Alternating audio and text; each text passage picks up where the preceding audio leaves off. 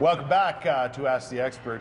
Sean Lennox is here from Advanced Hearing Group, which, by the way, I should point out, Sean, this is not a chain. You're an independent group here in the Ottawa area, right? That's right, yeah. Owned and operated by a doctor of audiology named Rodney Taylor. He started about 10 years ago, and I came on staff about 4 years ago. Yeah, and you used the term doctor of audiology. That's right, yeah. It's a totally different thing than a master's level audiologist. It's the master's level audiologist that goes on and does study in the U.S.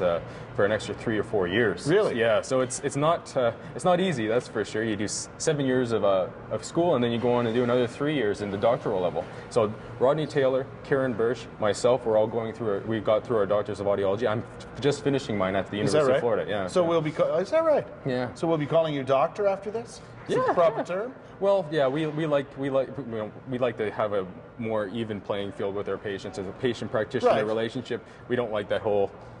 But it's a different level altogether. It is a different level. That's for sure. Yes, you could definitely call us that for sure. Yeah. So if you feel like calling Sean doctor, but whatever, it'll make you feel good, at least for the first while. And I like that. Let's get to Lindsay calling in from Stittsville this morning. Hi, Lindsay. How are you? Good. You? Good. What's your question? You have a situation with your husband, is that right? Yes. He had a severe inner ear infection when he was a child. Right. And he has significant hearing loss in one side. Right. And I notice as he's getting older, it's getting worse.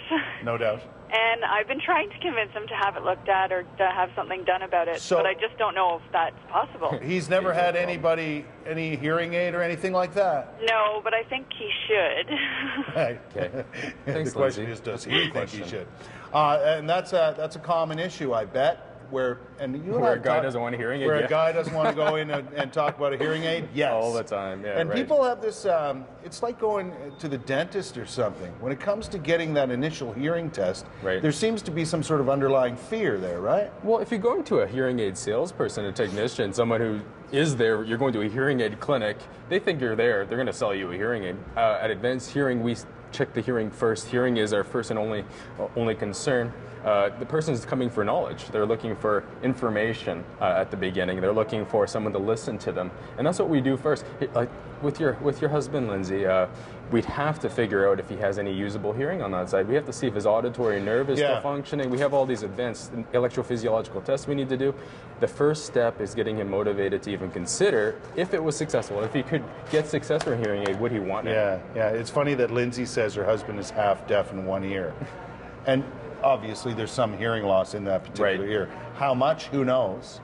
And definitely, from an infection as an infant or a young person, that can definitely be the case. Right? Definitely, if you have an inner ear infection, if it's significant, it could start to affect not just the sensory cells, but also the auditory nerve, which would then make sound less clear, regardless of if there was a hearing aid or not. So we'd have to see if a hearing aid would help, and that's the thing. Like, we look at the hearing first, we see what we have to work with, and if Lindsay's husband's ready to do something about it, if there's usable hearing, if a hearing aid can help, then we should look at it for sure. But it'd be so the longer worthwhile. You wait, the worse it will get. Yeah, exactly. Sure. And does it get worse with age? Is that correct? The less you stimulate the auditory nerve, the brainstem, the auditory cortex, the less efficient it becomes at using the information. Makes sense. For sure. It also makes sense, fellas, that, knowing fellas, we don't want to go in there and do that sort of thing because we automatically expect the worst and so on. But it can help you. It really can help you. We have a question via Twitter this morning, and this is a common question. Jennifer asks, I hear this all the time when we talk to people about hearing aids. How long do hearing aid batteries last? Okay, so batteries, smallest battery that you can get is size 10. It's going to last you about 4 days to about a week. The largest battery can last you about 4 times that. There's a hearing aid on the market that can last about 3 months. The battery lasts 3 months. It's called the Lyric Extended Use Hearing Aid that we actually insert in the ear. We don't take out for 3 months and we just replace it. That has the longest battery life for sure. And so, you can go from anywhere from 4 days to as long as 3 months. Is it an issue for people? Costs? No, not usually. Putting batteries in and out, obviously dexterity is a huge issue for the elderly, but usually not, no. The cost isn't a problem? No, cost of batteries, it's going to be $120 per year at the most, and it's tax deductible. It's under a health cost of battery? Yeah. No kidding. It's a medical expense. Huh. Yeah, there you go. Good point. I bet you there are people, it's tax time too.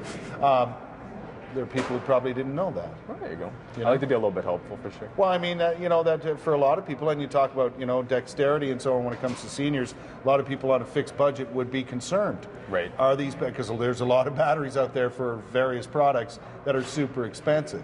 That's true. Yeah, batteries cost for hearing aids are, very minimal. You don't have to really worry about it. In fact, it's if you're worried about the battery cost, there's different grants and things you can get. Yeah.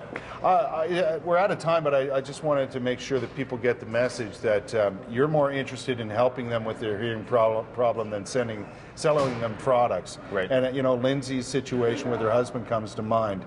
Take that first step to make an appointment, to go see somebody and see if there's something that can be done, and go from there. Go to a hearing clinic first, not a hearing aid clinic. Yeah. If you don't want a hearing aid, you want to learn more about your hearing loss, that's the first thing you need to do. Sean, thanks for your time today. Good to see you. Thanks for welcome to the show. Listen, if you want to get in touch with the Advanced Hearing Group, there's the information on where they are. There's the phone number. Take that first step, and you may be on the way to solving your hearing issues. 9:43. You'll be hearing some great music from the musical Rent coming up on CTV Morning Live. We'll be right back.